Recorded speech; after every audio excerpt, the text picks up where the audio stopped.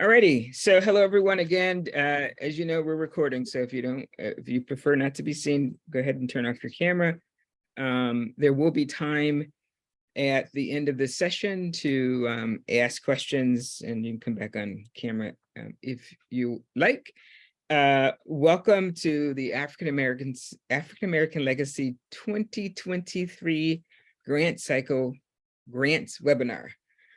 Whew, okay. We're excited to share our plans and expectations for this grant cycle, and we know there are going to be some outstanding grant submissions from grassroots organizations such as yourselves that are doing great work throughout the Chicago metropolitan area. I'm Consuela Brown. I have the good fortune to be the grants consultant for African American Legacy. Also on the call are Christine Mintonneau. Christine, I mispronounced your name, I think. And Carrie Goodall, who are also, they are officially Chicago Community Trust Fund staff. So if you want to pester somebody, they are the people to do that. Christine, tell me, make sure I got that last name pronounced correctly. Oh, I say Montagne. Montagne. I knew it as soon as it came out. It's like, that's not the right name. All right. So anyways, a little humor, especially since you all have to be here and it's nice outside. Boy. So I thank you for coming. So a couple of housekeeping rules. We're all on mute, and we'll be on mute until a time when you hear me say, okay, come off mute. Feel free to ask any questions. If you have questions though, while something comes up, feel free to use the chat feature, and both Christine and Carrie will be monitoring that and stopping me if necessary to say, hey, Consuela, can you answer this question? And then when we get to the slide that says questions, again, I'll invite you to come off mute, and you could either raise your hand and or put your question in the chat, and hopefully they will be able to answer it because I won't be able to. We also will hopefully have another person from the Chicago Community Trust staff who will walk us through Grant Central at some point during this conversation. If not, I'll try to answer your questions best I can, and then we will move on to taking some notes and then passing them on. So our agenda for today is we're going to sort of talk to you about the African American Legacy Fund. I share the grants committee and team. We'll take a look at the focus areas, which have changed. So for those of you, I see a few returning grantees. Please note that the RFP has changed, and you want to kind of hear what's changed and what's remained the same. And then we'll talk about the timeline, and then take questions. Alrighty, and I will try to not be long-winded, so that you will have as much time as you need to ask as many questions as you possibly can. So we are the role of the African American Legacy it's a philanthropic and educational initiative led by the African American civic and community leaders who share the common goal of improving the quality of life among African Americans throughout metropolitan Chicago. AL engages African Americans in philanthropy collectively and individually, and provides support to grassroots and nonprofit organizations working on the ground to solve community problems. With a permanent endowment as its foundation, AL uses the power of collective giving and philosophy of community engagement to make a significant impact on organizations focused on community-based services. To date, there's been about $4.5 million in grants to about 120 organizations, and about 500 nonprofits have been touched in some form through technical assistance, conferences, and technical and seminars. And so the African American Legacy is one of several identity funds within the Chicago Community Trust. Did I got that right? So for the 2023 grant cycle, AL has identified 4 focus areas this year, and those I will talk about in a minute. They are the 4 areas are an attempt to address emerging issues, particularly as are coming out of the pandemic, and so those focus areas we hope are a reflection of what we think was happening in the community, and that they are responsive to emerging needs coming sort of surfacing in the city of Chicago. So the four focus areas are community and civic engagement, and the hope there is that organizations that are engaged in youth leadership development, intergenerational advocacy, and community activism will be centered there. Some activities. So the intent is to look at activism that actively dismantles anti-Black racism and uplifts, empowers, and strengthens Black communities. Mental health is the one focus area that has been a constant. So it was a focus area last year and the year prior.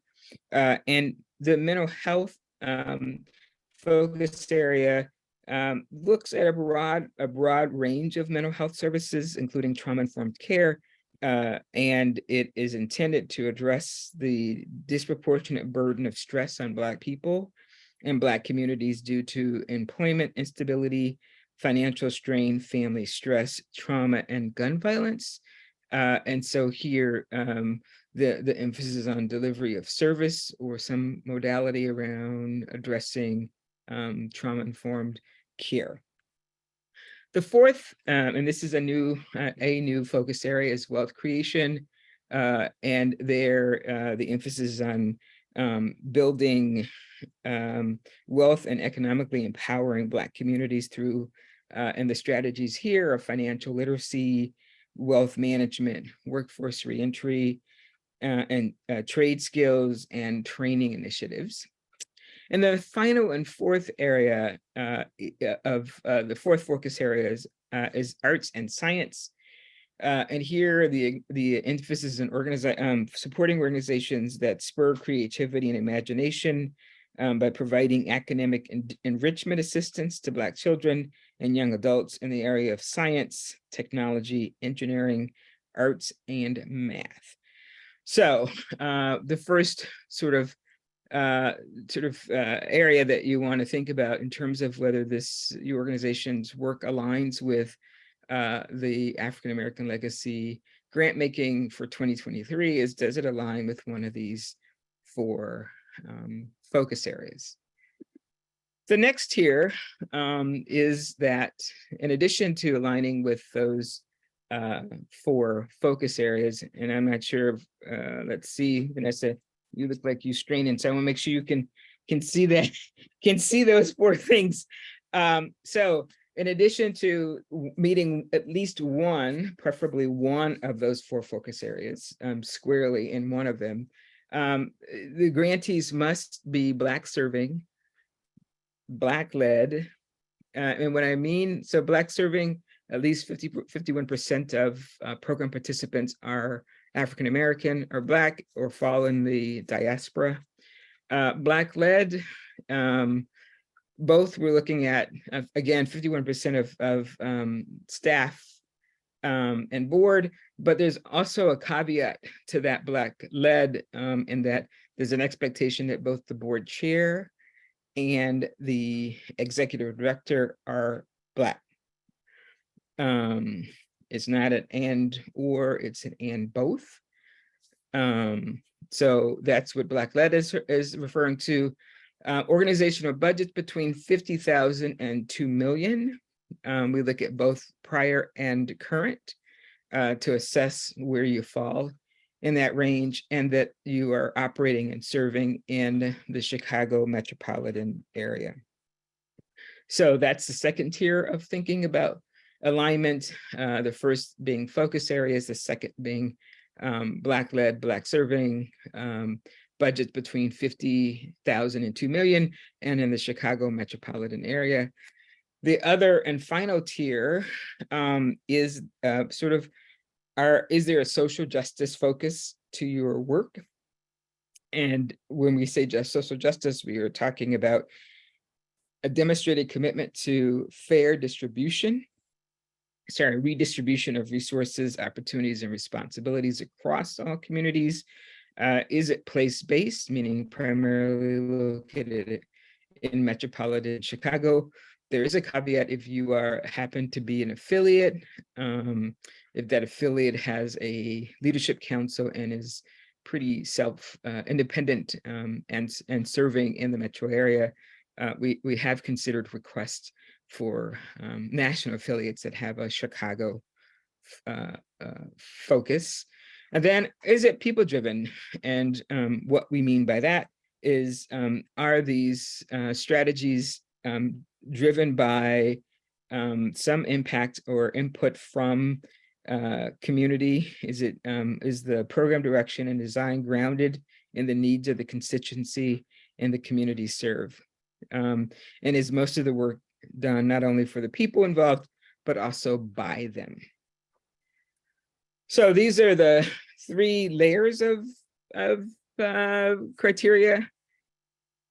Focus area, Black-led, Black serving, Chicago Metro, budgets between 50,000 and 2 million. And then we look at these frameworks about being place-based, people-driven, and social justice oriented. So other details about the grant making is that these are 1-year grants. And you can only have one African American legacy grant at a time. You can receive an African American Legacy Fund grant. I don't know why I keep getting the fund, but you can get an AL grant. You can also be a Chicago Community Trust grant recipient. You are not excluded from one or the other. You can have them both simultaneously. And you can, we broaden the language a little bit. These are both general operating grants and or project grants. You can ask for one or the other. I think that, and so that perhaps can help you think through this.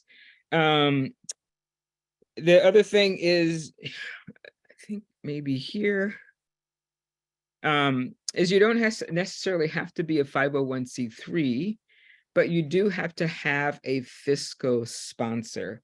And that fiscal sponsor,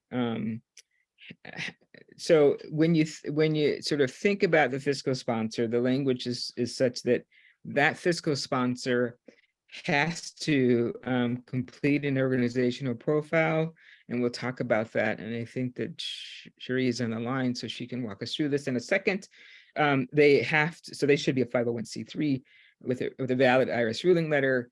They will have to also submit a 990 or an audited financial statement and a signed copy of the fiscal sponsor agreement. So for those of you that don't have your own 501c3s and will be using a fiscal sponsor, you might want to start planning ahead, because there's going to be some nuance to requirements that they also have to meet.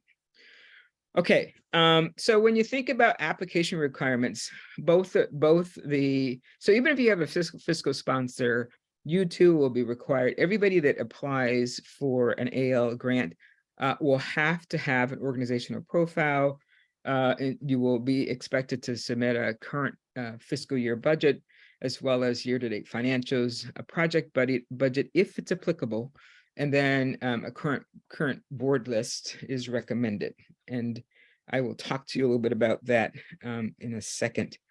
In addition to those things, when we get into the actual process of filling out the profile in some strategic areas, You want to make sure that your organization aligns with that you demonstrate how the organization's mission, strategies, and activities contribute to or advance the 4 areas as defined in this request for proposals and fills a organization community need. The grant amount ranges this year will be between $10,000 and $20,000. And grant amounts cannot exceed 30% of the organization's operating budget. So let me repeat that. The grant ranges in terms of grant sizes this year will be between 10 and 20. We were fortunate last year to have some extra funds, which we did not have these years. So this is going to be super competitive. And we suspect not as many grantees this year as was the case in prior years, the last 2, because we had additional external funds. And that the grant amount will not exceed more than 30% of the organization's budget. So what that means, if you have a $50,000 budget and you ask for $20,000, it already exceeds that 30%. So when you're thinking about what your ask might be, make sure that the ask is not more than 30% of your organizational budget. Okay, there's the hopefully the preaching has stopped, but I want you all to think about that. Okay, so we will now go through, I want to just, if we could, I'm going to stop sharing and ask, Sherry, are you here? Yes, I'm here. I made it. Are you ready? Yep. All right, I'm stopping sharing. Yay, good. Remember, if somebody looking for you, you want to turn off your screens, because they can't see you.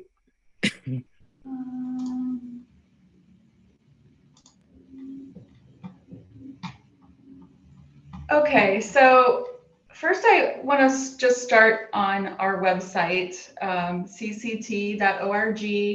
A lot of you might already have accounts in Grant Central, so you can go directly to Grant Central and log in with the login credentials that you already have. If you've never logged into Grant Central, a good way to find it is to just go to our website first, and then you'll find a Grant Central tab at the very top near the right top corner, and then click on that button. Oh, I am already logged in, but if you click on that button and you're not logged in, it'll take you to a login page with a there's a button in the bottom corner to create an account if you don't already have one, and then you'll get an email to help you set a password. If you have any trouble with logging in, you can email grants@cct.org and we can help you out there. So this is the landing page once you get into Grant Central. An important thing to note is that in order to apply for any grants, you have to complete an organization profile. So those are 2 separate pieces. You have to complete the grant application and the organization profile separately. And we do that just so that we can keep all of the organization profile information in one place, so that when you apply for multiple grants, you don't have to resubmit all of the information about your organization that you've already given us. So in this case, the AAL grant opportunity, the application is relatively short. So if you haven't completed an organization profile before, that's going to be the bulk of the work that you'll have to do. So don't wait until the last minute to do that. You will be able to look at the application and work on it before you complete the organization profile. But once you get to the submit page, if you haven't already completed the organization profile, it won't let you submit. So don't wait till the last minute on that. So the top gray bar here is where you'll navigate. The organization profile is located here.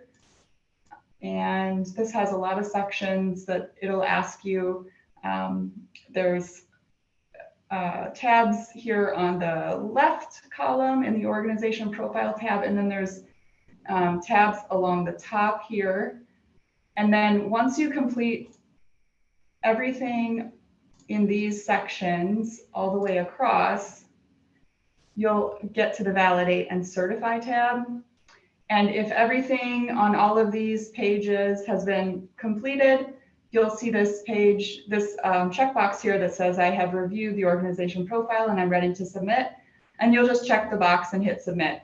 If there's any section, a required field on any of the tabs that you skipped, you'll see a message that'll tell you where it's located, and hopefully that'll help you find it, and you can go back and fill that in, and then you'll be able to validate and certify. There's also, in the top right corner, it tells you what your last certification date is. So if you applied for a grant recently, if it's been within 6 months, you won't have to recertify. But if you have had a change in leadership, anything like that, important changes at your organization, we would ask that you please do update it and then recertify. So to see the application, or I'm sorry, let's start with the current opportunities tab, which is the next one over. If you haven't already started a grant application for the AAL opportunity, you'll find that listed in here under the open funding opportunities. So if you click on that, you'll see lots of information, background information, a lot of the details that we're covering here, they're all located here for you to refer back to. And then to start the application, you'll click this blue button in the upper right corner. And then it's going to ask you right away, are you applying for general operating or project support? In this case, I'll just choose general operating. And how much are you requesting? I'll say $5,000. So once you see that, it's creating a draft application for you. And then after you've created the draft application, you could work on it, save your work, come back to it later. And then you would see, when you come back later to work on it, you'll see the draft application listed here under this tab under applications. So if I go to the applications tab now, this is a test organization profile. So we have a lot of test records in here, but you probably won't have as many. This is the one that I have in draft status here. So I can go back to it and keep working on it. So this application has two sections. There's the application summary, which you'll see here, just a couple of short questions. And you can save at the bottom. You can save your work and go back and forth if you need to. And then uploaded files section.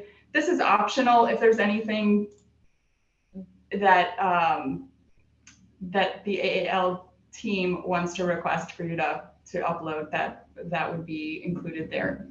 But once you fill that out, then you go to the review and submit tab. And then it'll tell you, just like in the organization profile section, if you missed any of the required questions, it tells you here what they are. So once I complete all the required fields,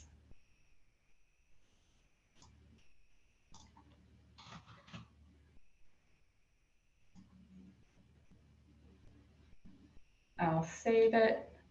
There are no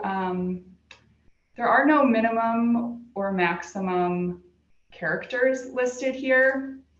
I'm gonna hit the refresh button here because it's still giving me these same error messages, but I just saved the new information. So once I hit refresh, it says, please have your fiscal sponsor complete or update their organization profile. So my organization has a fiscal sponsor. So that's the, let me just eliminate my fiscal sponsor maybe. Sorry, I wasn't ready for that error message.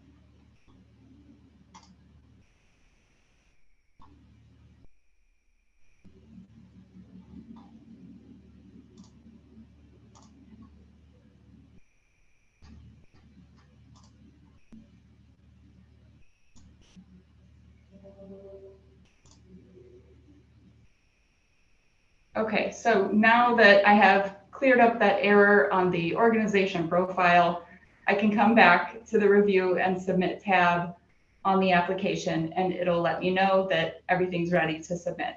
And then you click the box, check the box, and hit submit application.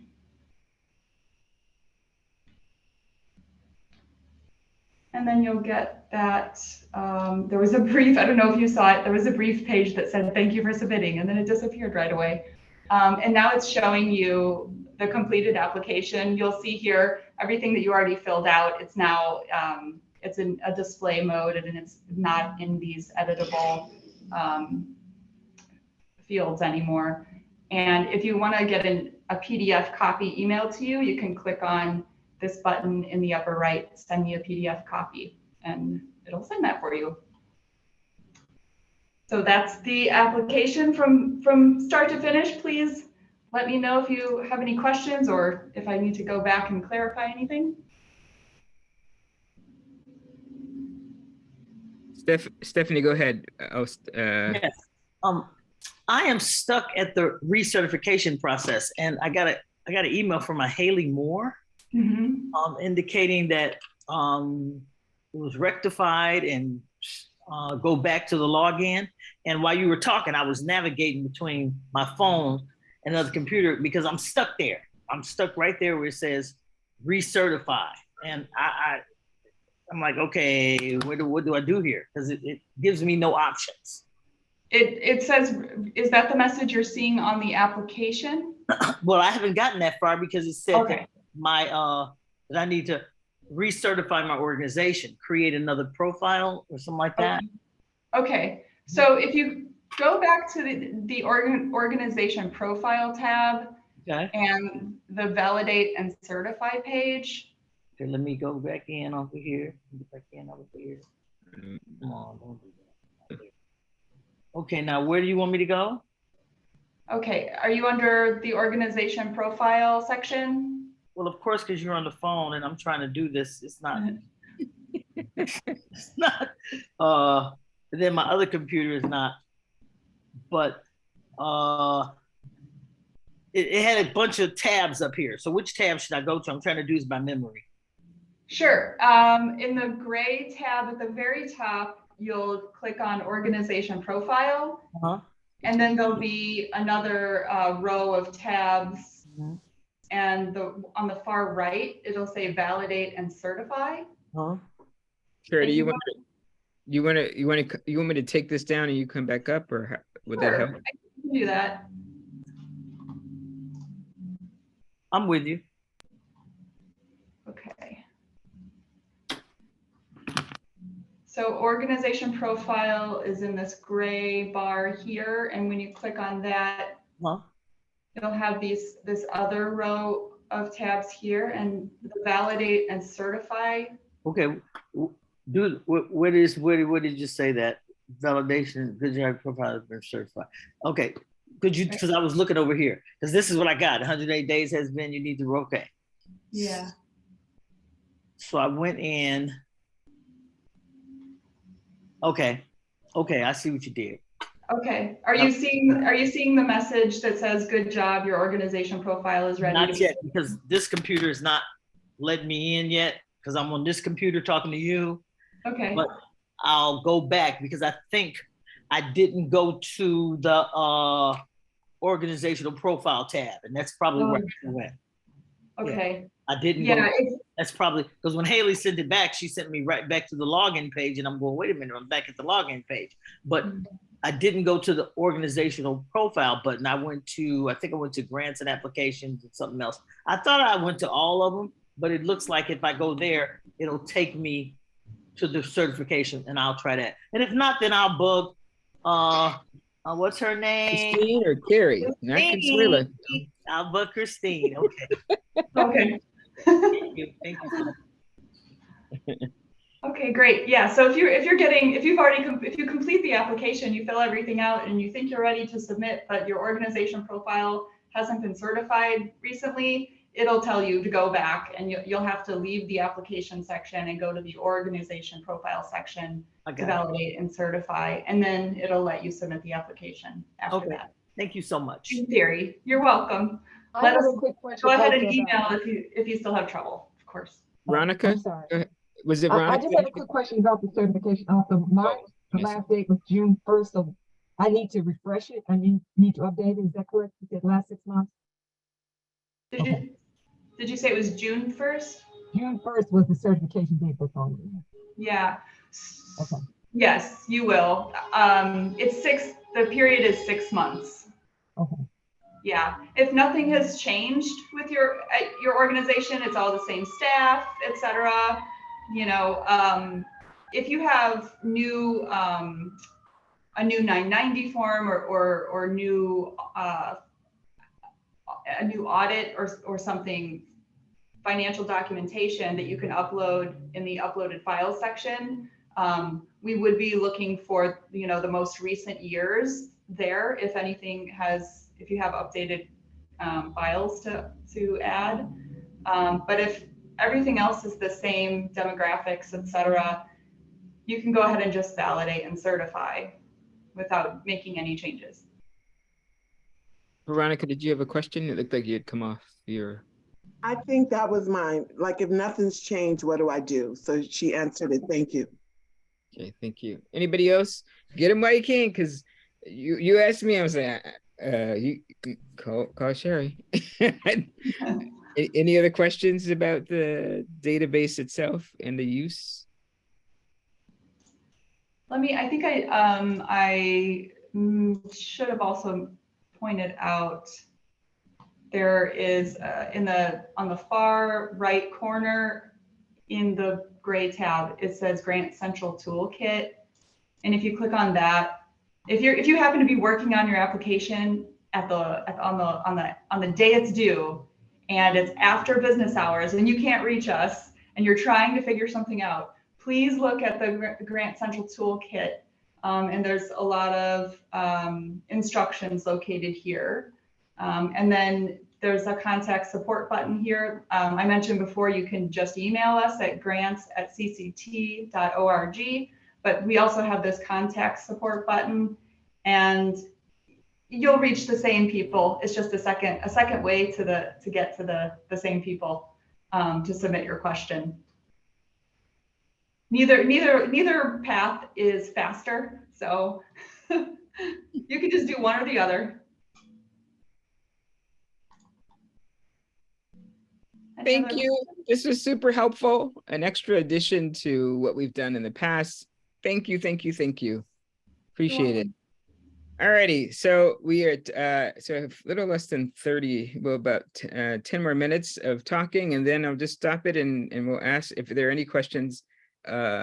We'll take those, and I just want to acknowledge Janice Evans II, who's the grants committee chair, and maybe at the end, Janice, if you want to say anything, I'll ask you to jump on in there, or do that now. You can do that before we.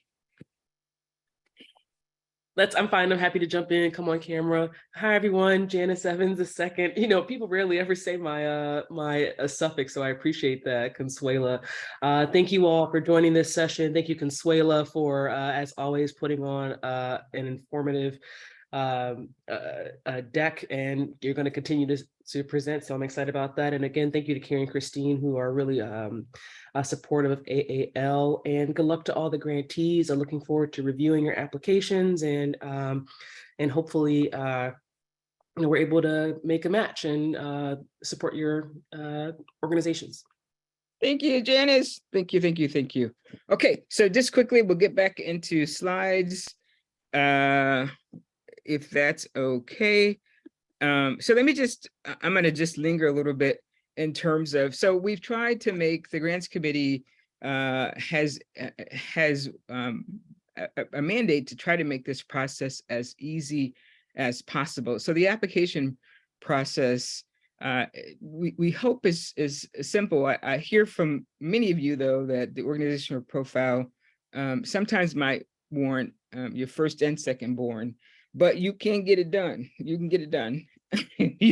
little strategic maneuvering is you can get it done. And of course, you see the Chicago Community Trust staff super helpful, always responsive, and we'll try to walk you through it. And if all else fails, feel free to email me, and I will at least throw your hand, nod, and say, I feel your pain.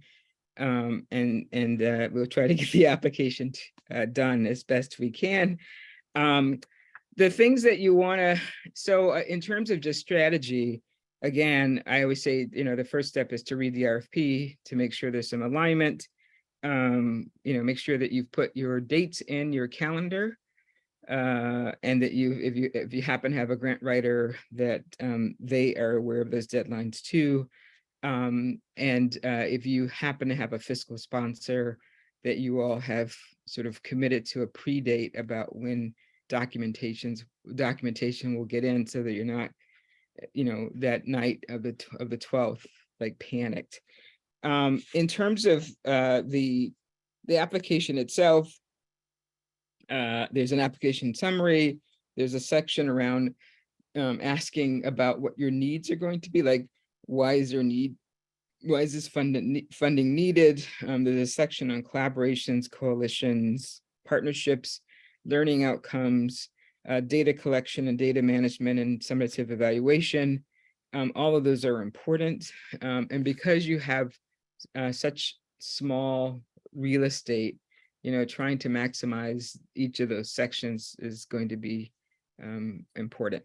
So that's my spiel. In terms of timeline, we are looking at June 12th, midnight, 11:59, I think.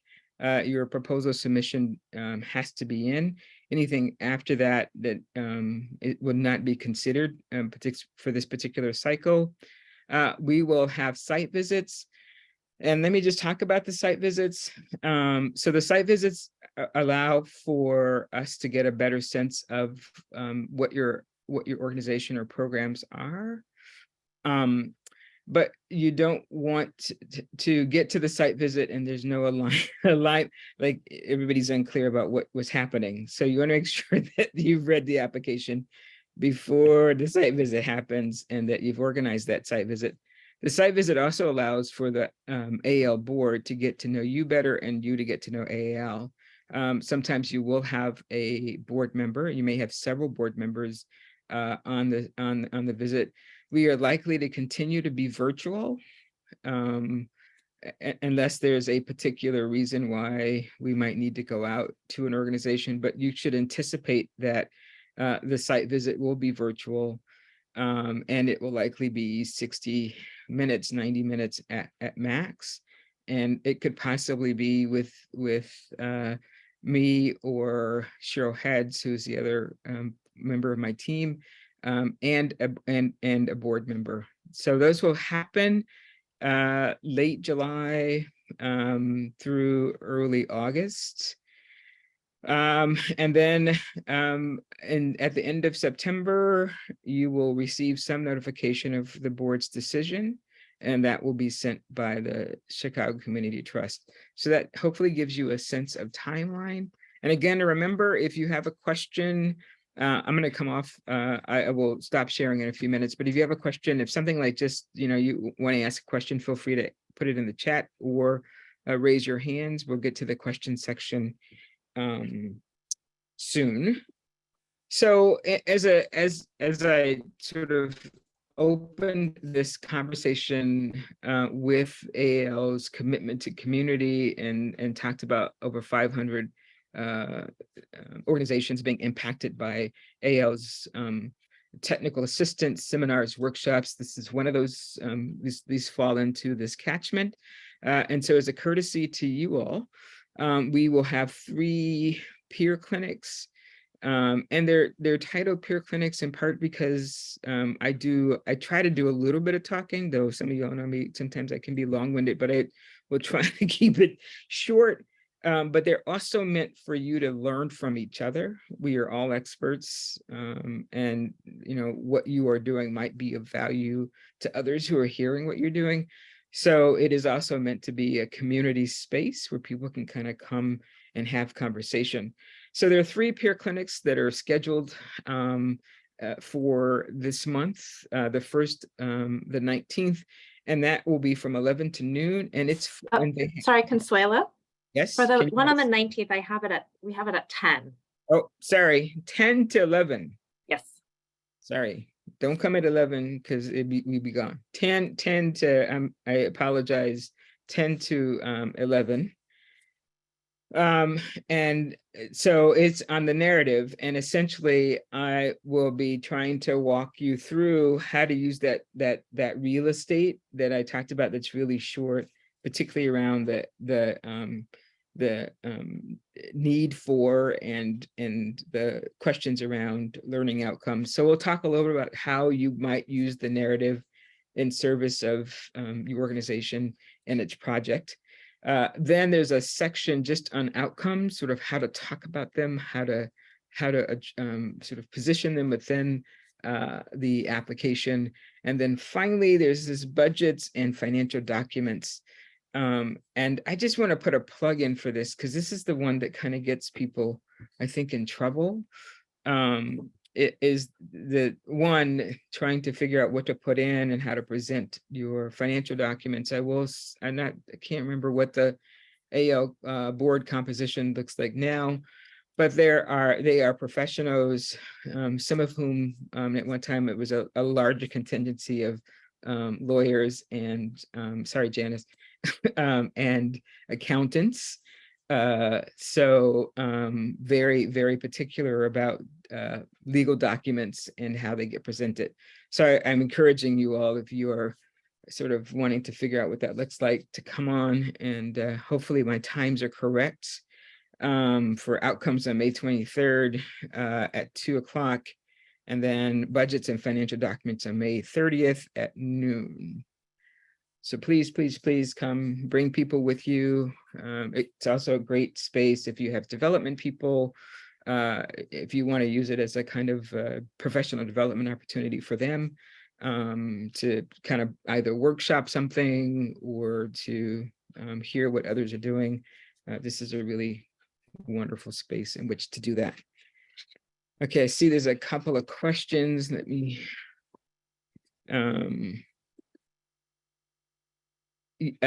so we have not recorded the. Okay, sorry, the budget session. All right. Yeah, Consuelo, we had those dates. We were doing the budget. We had that one first on the 19th. But we could change to yours if you prefer. Either way is fine. And then we Okay. have the outcomes on the 23rd and program planning on the 30th. Okay, I'm gonna get this together. I tried to do this morning at 2 and missed. Sorry all for the confusion. Why don't No we worries, stick to either what's way. in the, we'll submit, well, it's also, right, it's in the application. If people, when you go into log in, is there information about all of those? We put it It's on on- the website. Yeah. Yeah, it's it on is the on the website. It's not in Thanks, the Laura. RFP itself, but Okay, so ignore this slide. Clearly I was not awake when it was happening. But do pay attention to what's been posted. And I apologize profusely for the confusion. no worries. And we did post it. I put it in as the doc, and then Christine also shared the website link, so you can register either way. Okay, So just for clarity, I'm sorry, budgets and financial documents is actually on the 19th and the narrative is on the 30th. Is that correct? that's correct. That's correct. Let me get off this slide because I'm gonna get in trouble more. I'm just gonna move it on. Please refer to just refer to the document, the docs, the Google Doc that's in the chat. I am sorry.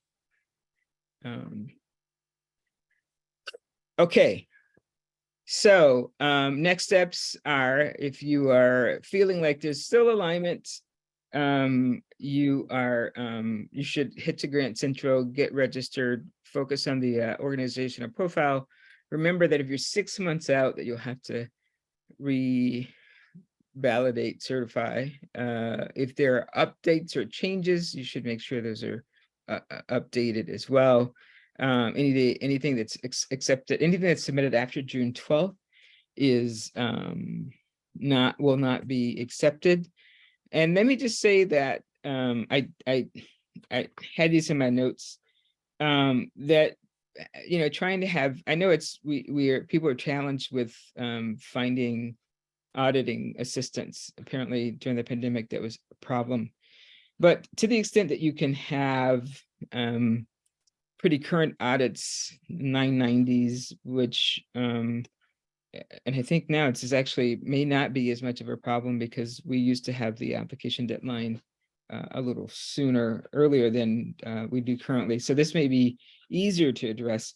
But what I'd like to share is that missing information in a competitive cycle maybe not always the best way to go. So you shouldn't assume that somebody will ask, because that could, in fact, the absence of that might mean that your application will be less competitive. That's the true with information around the demographics of your board and staff, and your program participants. So I'm just encouraging you to have an application that's as complete as possible, because in our minds, usually the omission of a document sort of raises a red flag, and perhaps makes your application a little less competitive. All right, there's my violin. I'm getting off of it, soapbox, whatever. Please, please, please make sure you have as much information in your application as possible. All righty, so questions. There are 2 email addresses at the bottom. For Grant Central, you've had access to that, and that's grants@cct.org. If you have a programmatic question, which tends to then it will get usually forwarded to me if Carrie or Christine can't answer it, you should email that to alchicago@cct.org. So Grant Central has its own email address, and if you have programmatic questions, you should email them to alchicago@cct.org. And if you're not sure, I would start at alchicago@cct.org, and we can then forward them on to the appropriate person. So here we go. Questions. So we've got, let's see. All right, let me just take these right now. Thank you, Christine, for putting let me just clear it up. The correct dates. So May 19th at 10 a.m. budget. Tuesday, May 23rd at 2 p.m. outcomes. And then Tuesday, May 30th at noon, program planning and narrative. You can register. There's a link on the CCT website that will allow you to register so that you can get the link. These calls, there was a question earlier about whether they will be recorded. In the past, we've not recorded them, in part because it is a opportunity for people to be as vulnerable and as honest as they want. And so the sense is that if people feel like it's on record, they may be a little hesitant or reticent to be as honest as they want. So we've not recorded them and are not planning to record them this year. Sorry. Let's see. Okay, do requests in the arts and science focus area have to be focused on youth education? That's a good question, Claire. I'm not sure that, no, I don't think, I'm just trying to remember what the language is. I think there's inclusion around adults there as well. So the answer is no, not necessarily. Okay, Christopher is asking about audit if your audit is not completed by June. So here's what if your audit is not done, here's a couple of things you might do. So you might as an attachment, a note that says, our audited financial statement will not be ready until this date. And then include whatever you have that's the most recent audit. Technically, audits are considered stale at about 18 months. So if you had a 2022, 2021 audit that maybe took place in June, you should be okay. But you might want to just add a attachment that says that you realize that you recognize that your audit is not available at this point, but this is when you plan to have it. I don't know, Veronica, that look was like, huh? What are you talking about? Is that a, huh? Did you talking about? Or- No, I had a question about the art too, when you finish, so. Okay. Let's see. Well, the wealth creation, does it include building capacity and entrepreneurship? I guess, yes. Yes. That would work. I'm just trying to take all the other, but you would have to make a case for why that that in fact builds wealth. Regarding most recent audits, Stephanie, I'm not sure what that question is. You want to come off mic, off mute? As soon as I asked that question, you started addressing it because that was my question. What would you consider most recent audit? And when I put it, you started talking about it because then I went and got a copy, of course, of our audit. And because we have for the year ending December 31, 2021. And would that be considered recent? And you don't have anything for December. So 22. December, nothing for December 2022 yet? Not yet. Okay. Well, I mean, it is what it is. If that's what you have, it's 18 months is the rule. 18 months, yeah. Okay. And then you and I should go into the lottery business. You think the number? All right, bad jokes today. All righty, Veronica, you had a question? Yes, somebody asked some of it because when the art was mentioned, it was like science and art around youth and young adults. But if you have a project that addresses the issues around mental health and trauma with adults and you're using art as one of the ways, making that happen, can that work too? I mean, I wasn't really clear as whether or not with the mental health and the trauma that art could be a part of that reality, because art is very therapeutic, as we know. And I just want to kind of be clear about that. Okay, y'all gonna make sure I don't have no job after this session. See that? Okay, Janice, feel free to jump in too, as the chair. So the short answer for me is yes, if you can make the argument. So I will say that the mental health, the mental health focus area has been evolving over the years, and what I call formal and informal modalities have been considered. So even within that, I saw Lori on this call. So even within this, that catchment, some have made arguments about softball and soccer as being a way to address mental health issues. So you just have to be able to sort of make the connection to that. Yeah, so it could be that art as a modality of addressing healing.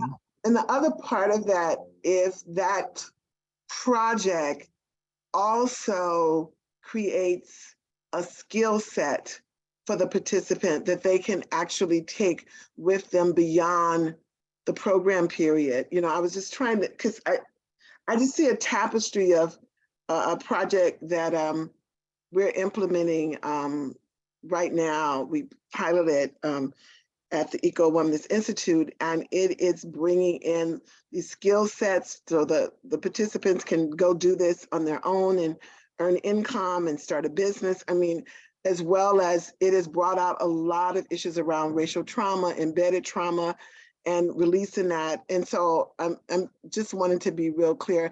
I guess the real issue is just to apply, try to make the case and see if the committee agrees. Mhm. Mhm. Okay. Thanks. Jessica, did you have a question? Hi, yes, Jessica Watkins from Young Chicago Authors. Question about the Black-led being a criteria for application. You said that it had to be, in order to be considered Black-led, it'd have to be the board chair being Black as well as the executive director. And it's correct that both of them do? Yep. Okay, thank you. Yep. And don't be slashing my tires and getting mad. No, I just wanted to clarify it was both. All right. Yes, that is. Thank Janice, you. please forgive me. She may have to end my contract. Janice, any responses? Anything you want to weigh in? I can't see you, but is there anything that you wanted to say about those focus areas or anything that I missed? Calling you. Okay. Alrighty. So yes, Black-led and Black-led in this instance means Black ED and Black board president. And please don't make me have to go looking because I sometimes, so that's some people dance around that by not adding or addressing the demographic data question. And it actually is, it is to your disadvantage not to answer it. Because we all have now too many social media presence to be able to hide in the way that, this might not have been the case years ago. So please answer the question, because it helps. If not, I have to go looking and snoop through your social media and all that crazy stuff. Consuela, there is one more Thanks, question Jill. I saw from Tina Augustus. Oh, Tina, let's see. If Yeah. if you use a fiscal agent and did not have an audit. So that's a good question. So technically, No, it's not the fiscal agent. So, for example, our chamber is relatively new. We will be pushing 2 years later this year. Mhm. And, but we have a great impact in the community. And we're also part of the Illinois State Black Chamber that's located in Peoria with Larry Ivory. Mhm. And so we have a long history of doing great work on the west side of Chicago. We touched 9 communities, and we just received a contract from the city of Chicago for the Corridor Ambassador Program for Roosevelt Road, from Central to Austin, and then Madison from Cicero to Austin. And so, we're really working hard to serve the community, and our mission is to eradicate the economic divide in the Black and Brown community, and we're primarily in the Black community. And so right now we don't have an audit. We should have one next year because we're finally generating income through grants and membership. But right now we have Resilience Partners as our fiscal agent. Mhm. And so I was asking, with the chamber not having an audit, and then we have a fiscal agent, would that lessen our chances of getting funded? That's No. what I was trying to ask. It's a good question, Tina. So the answer is no, it wouldn't lessen your chances. Your fiscal, and there's a new language. There used to be language around a fiscal agent, but a fiscal sponsor assumes liability for the grant. So it's a different kind of liability. And so as long as they have, so what you might need is an organizational budget.